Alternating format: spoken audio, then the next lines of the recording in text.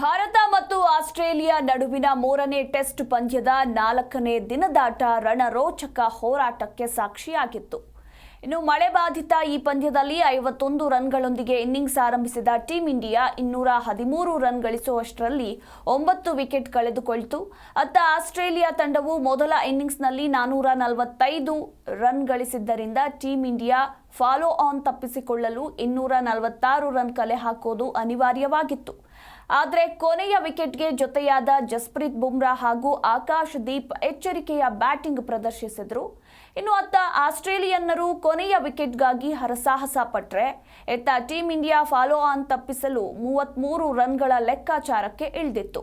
ಇನ್ನು Pat Cummins ಎಸೆದ 75ನೇ ಓವರ್ನ 2ನೇ ಎಸೆತದಲ್ಲಿ ಆಕಾಶ್ ದೀಪ್ 4 ಬಾರಿಸ್ತಾ ಇದ್ದಂತೆ ಟೀಂ ಇಂಡಿಯಾದ ಮೊತ್ತವು 246ಕ್ಕೆ ತಲುಪಿದೆ.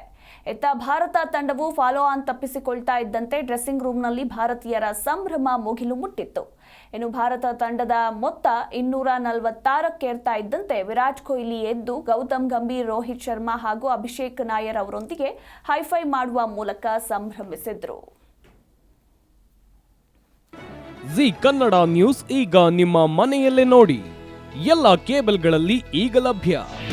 ನಿಮ್ಮ ನೆಚ್ಚಿನ ಜಿ ಕನ್ನಡ ನ್ಯೂಸ್ ಈಗ ಸನ್ ಡೈರೆಕ್ಟ್ ನಲ್ಲಿ number 292, Tata play number 1664, Jio TV number 1334, NXT digital number 30, in cable number 30, city networks 51, U digital number 162, GTPL number 17, Rockline telecommunications number 42, Shri Basaveshwara cable number 168, rural cable network 60, Vinayaka digital 57, Abhishek cable 821, city channel 53, Siddeshwara cable network 57, ವಿ4 digital infotech 628, Surya digital networks 53, Gajanan digital number 836, Malnad infotech private limited number